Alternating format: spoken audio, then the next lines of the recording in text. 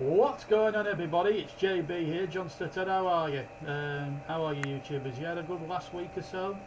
It's been a bit dull with the internationals and all that. Be good to get back to proper football though on Saturday this weekend, and it's that time of the week where I give my predictions on what's going to happen. But first of all, let me bring you up to date on my opinions of what's happening with England. The life of me, I don't know where to start.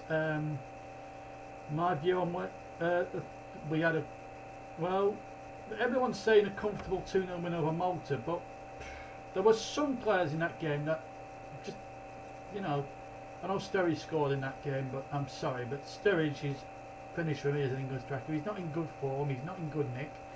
Why is he even in the squad when you've got Jamie Vardy, you've got people like him, Marcus Rashford, who's done terrifically well for Manchester United. I think he's a terrific talent, and yet people are just saying, I think every England manager under the sun doesn't think, and I think Sturridge is a little bit of a greedy sod. That's my opinion of him. He hasn't scored enough for Liverpool. He hasn't been good enough for Liverpool, even though Liverpool have been on a good run. But that doesn't disguise the fact that Sturridge is in bad form. And he was poor again against Slovenia. We should have lost that game, the second game especially. We should have lost it. And if it wasn't for Joe Hart, the head and shoulders man, we would have... who seems to have had a new lease of life since going on loan to Torino. And to be fair, he made a world-class save. Hurt himself in the process, but he carried on. Now, obviously, he's not going to be forgiven, certainly by me or any of the England fans, for what happened against Iceland during the summer. He was certainly one of the people that should have been blamed for what went wrong. It'll take a little while for Hart and the rest of them to win the trust over. Now, I heard Rooney got booed. Now, people, Paul Weller, great Claret's legend, respect his opinion 100% most of the time. I can't agree with him on this one.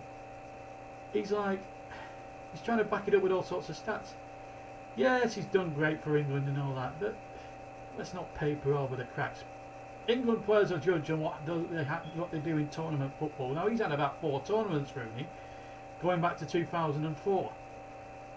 He's failed to qualify for 1 tournament. Now, he's had Euro 2004, the 2006 World Cup where he got stupidly sent off in that horrible quarter-final penalty defeat against Portugal. World Cup 2010 where we failed miserably. The Euros where we just limped to the quarter-finals. The World Cup where we were under Roy Hodgson, we had our worst performance going out in the first group round. And then we've had the last tournament where we've probably had the worst result in English football for probably now on 60 years when we lost to Iceland. So he's had about 6 tournaments and he's only scored, wait for it, this is Paul Weller, 1 goal out of 6 tournaments he's played in for England. 1 flipping goal. Not good enough. The other 48 have come in either friendly games that haven't mattered or qualifiers against the likes of San Marino or Gibraltar or Moldova. They're all like the dog and duck, basically. I mean, they could play those teams will play like the dog and duck on a Sunday park, basically. While they have to be in qualifying, I'd like to see the best face off the best, but England again, half of his goals have come against the likes of Moldova, the likes of San Marino, Lithuania, all these rubbish little teams. How's that supposed to make Rooney look good? I don't know. Anyway, we've got 7 points. We are top of the group, but it's a mess. The England team is a total mess, and we need to start picking form players, because clearly Gareth Southgate is just as bad as Roy Hodgson and Sam Allardyce, because he's not picking form players. He picked 2 Burnley lads. He didn't use Michael Keane, any of them, and he's been the best defender. He's miles better than Stones at the moment, in my opinion, and he's miles better, I think, than Gary Cahill, and they're getting starts. And I'm sick of England players being picked on reputation alone. You pick the form players and you mould them into a team. Not rocket science. Anyway, enough about those flops. There's the England football team. We're back to proper football this weekend. The Premier League's back, and with that, the predictions are back, and we've got some tasty looking fixtures. We're going to go in chronological order, so we're going to go through Saturday we're going to go through Saturday's predictions first, and then to Sunday, where Burnley are playing against Southampton, and of course Liverpool, Manchester United being the coup de grace on Monday night. So let's have a look at the fixtures, and this is what I predicted. Okay, first game is a 12:30 kick-off. That's Chelsea against Leicester, and I've gone for a 1-1 draw. Now both teams not bad size. Leicester, you know, obviously feeling the strain of being defending champions, so we're not winning it one year, then and then it's a damn sight harder to try and defend it. I think they'll get a draw. They don't do too badly at Stamford Bridge, and Ranieri returning, a bit of a little subplot there, and I think it'll end 1-1. I think it'll be very, very close, and I think Leicester will go all out. I honestly think a point would be a fair result. Now to the 3 o'clockers. Now we'll go to Arsenal versus Swansea. This is going to be a tough game. Now Swansea have appointed, after their defeat last time out against Liverpool, they got rid of Francesco Guidolin, Swansea, and have appointed the former American coach Bob Bradley, who sort of helped upset England in the 2010 World Cup by actually outplaying us and drawing 1-1. He's a good coach, tactically spot on, but I think Arsenal, as you all know, you know my feelings on that winning goal from Koscielny. I don't really need to go over old ground with that one. I'm still angry about that, and every time I see it, I still get frustrated of just hearing about it and seeing it. And all the Arsenal fans, I also had a fight on. There was a YouTuber, he's an Arsenal fan. He said, "Oh, the goal was legitimate. Yeah, blah blah blah. He wasn't offside." Of course, he was offside, and of course, it hit his hand. If it's a handball, it's a free kick. Read up the rules.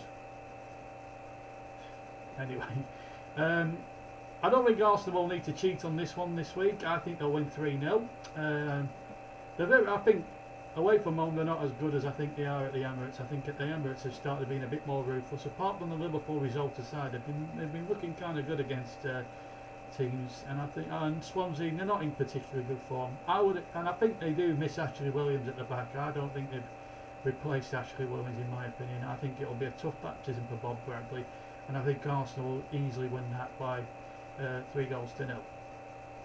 Now down to the south coast, where we have Bournemouth take on Hull. Now this is a relegation 6-pointer. Bournemouth starting to get their season going again under Eddie Howe. He's obviously done miracles to keep them up first year. Hull, after a bright start, Mike Phelan, I believe, has been given the job permanently now. The honeymoon for him was definitely over. They've got 7 points, I think, from the first bundle of games, but I think they'll struggle. I think it'll be a close game. I've gone for Bournemouth to sneak it 2-1. I think, because I think they'll have that little bit more quality, especially in the final third. I mean, I've got Snodgrass, and he's started the season really well. I think he'll be a danger for Bournemouth, but I just think Bournemouth, I think with the added experience of Jack Wilshere in there, if he starts, of course, and he plays well, I think Bournemouth will win that one by 2-1, I predicted. Now to the Etihad. For a northwest sort of derby, it's Manchester versus Merseyside, and Manchester City and Everton. Both have had decent starts. Both had terrific starts to the season. Everton especially, having limped into mid-table under Martinez last year. They weren't great under Martinez, but Cuban's got them playing. Apart from that League Cup defeat to Norwich, they've done pretty well. But I think Manchester City will just have that little bit too much. But I think Everton will run them close at the Etihad on Saturday. I've gone for 3-2 to Manchester City in this one, but I think Everton will push them very, very close. And obviously John Stones comes up against his former players for the first time, and I think that'll be a nice little subplot. But I think I think at the moment Guardiola, he hasn't played. The reason why I've backed Everton to score 2 goals is because of the Man City goalkeeper. I think Guardiola's made a big boob in getting rid of Joe Hart and replacing with Claudio Bravo, who I've got to say is not a very good goalkeeper, and I don't think he's suited to the English Premier League and how it's played and all that jazz.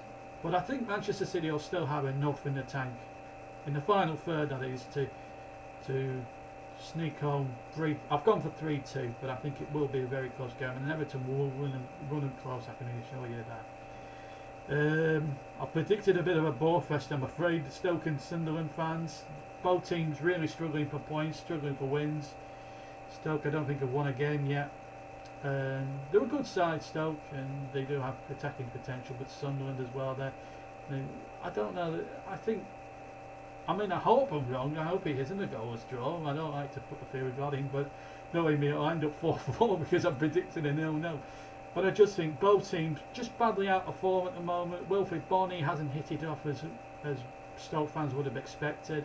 Sunderland, obviously, too much reliance, I think, is on Jermaine Defoe, and could help Sunderland if Defoe does get injured, because they need him badly. I think they'll both get a share of the spoils, but I don't think either of them might score on Saturday. I'm going to go for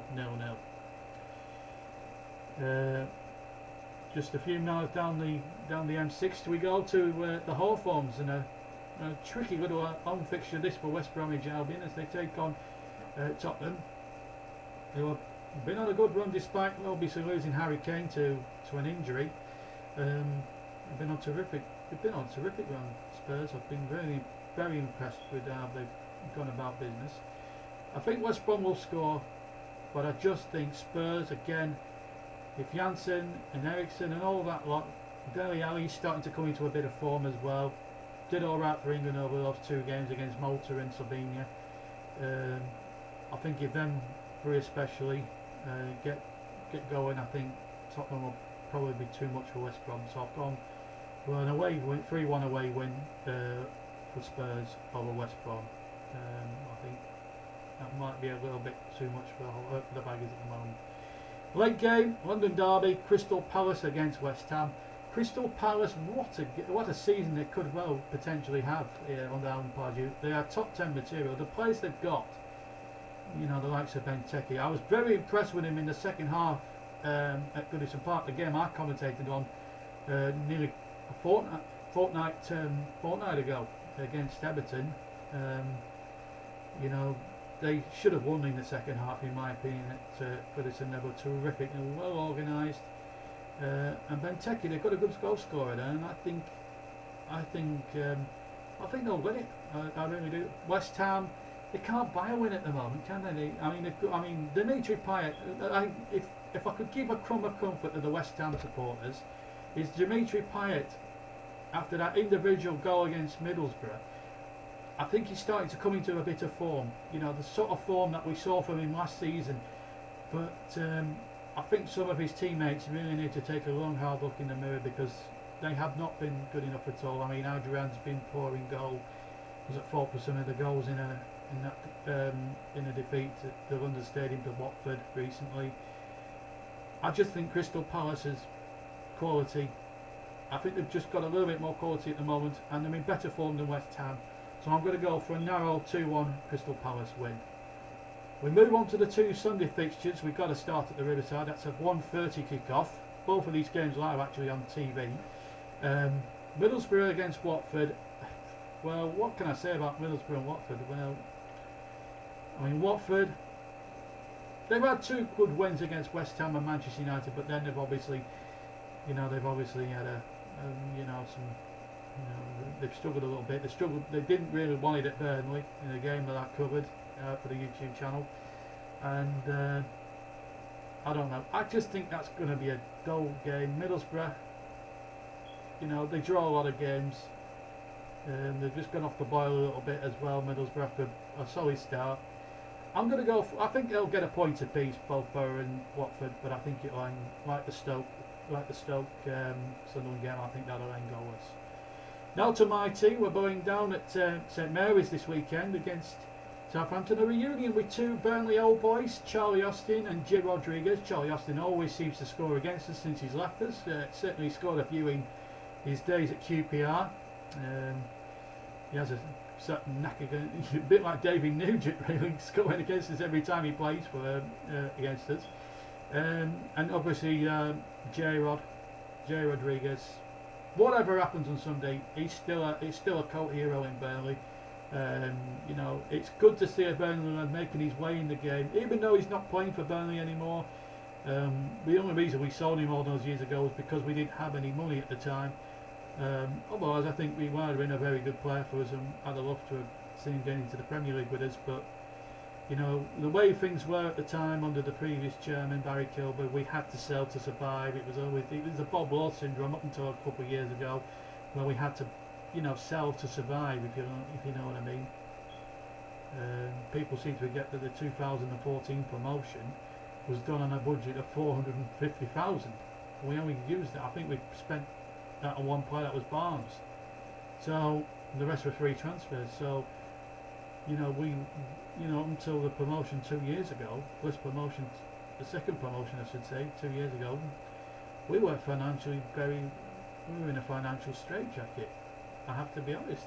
But I mean, I'd love to see J-Rod back in the Burnley shirt. There were signs where we could re-sign him, but Claude Perel wasn't prepared to let him go. But I think he's trying to prove a point, and so too does Charlie Austin. I mean, there's been injuries which has given Austin his chance. He's took his chance well in Europe, I have to say. Scored a brace in a 3-0 win in the Europa League, and he's doing well. I think that'll be a very tight game. I'm going to go for Burnley to draw it. I think we've done pretty well the last two or 3 weeks, despite losing to that dodgy goal against Arsenal. We defended tremendously. Forget about the controversy of the winning goal and all that. As bitter and angry as I was about that, I was also delighted in how we performed against Arsenal. There were certain Arsenal fans that called us boring, negative.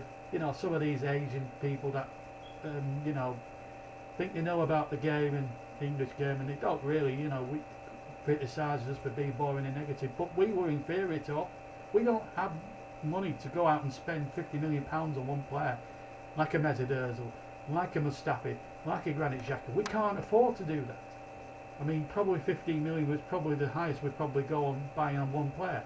So we have to cut our cloth accordingly. And tactically we were brilliant. We got it right, and then obviously the hullabaloo surrounding the winning goal wasn't great. But I think we'll defend okay. I think Southampton will score. I think, you know, Austin's on good form. I hope I'm wrong, but I think he will score. But I think we'll score as well. I think we look a better side with Volks up front than we did with Gray. Maybe the suspension for Gray isn't such a bad thing, because it's allowed Volks to, you know, I think Volks is a better target man than Gray. He's a taller player as well. Enric and Defoe, you know what you'll get from them: hard work, dedication.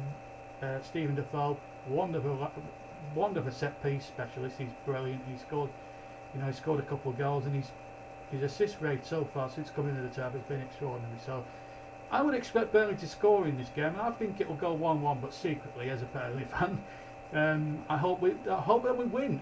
I really do hope that we win, and that would be a terrific thing. That kicks off at 4 o'clock, by the way, and commentary of which will be on the YouTube channel. So will this game on Monday night, just a small little gentle game between Liverpool and Manchester United. No, it's not going to be gentle at all. I think this is going to be explosive. I think this is going to be terrific. Klopp against Mourinho. This is what the Premier League's all about. You know, Liverpool, Manchester United, Monday night, under the floodlights at Anfield with its new main stand. I think it's going to be white hot. Never mind red hot. It's going to be white hot. Manchester United, Liverpool games usually are. I think Liverpool can do it. I really can. United. You know, I thought they might get it right this year under Mourinho. They have played much more swashbuckling football, unlike what they did under Van Gaal last season. But I just think the Klopp factor, the way they've been playing, they're in brilliant form. Liverpool. They will concede goals. I back United to score a couple of goals. I think Rashford will get one. But by the same token, I think Liverpool will score 3, and I think it'll be a real classic. A terrific advert for Premier League football, and I hope it lives up to its billing, because I think a game like Manchester United and Liverpool needs to have plenty of excitement, plenty of drama, plenty of incident, plenty of goals, and we'd settle for that, wouldn't we? So I've gone for 3-2 Liverpool, but I think Manchester United will run them close, but I think you've got to fancy the form team Liverpool in this one. Thank you very much for watching. That wraps up my Premier League preview for this week. I hope very much you've enjoyed the video. Don't forget, we'll have 2 live commentaries this weekend, Southampton and Burnley on Sunday, and of course that big clash at Anfield on Monday night, of course, live on the YouTube channel. Audio commentary, I should have stressed. Also, FIFA 17 videos are still being edited. We're up to episode, I think we've done episode 8 now, we're episode 9 now, we're at the halfway mark. It's been edited down as we speak, and we'll get it up as soon as possible. But if you have enjoyed the video, please leave a like.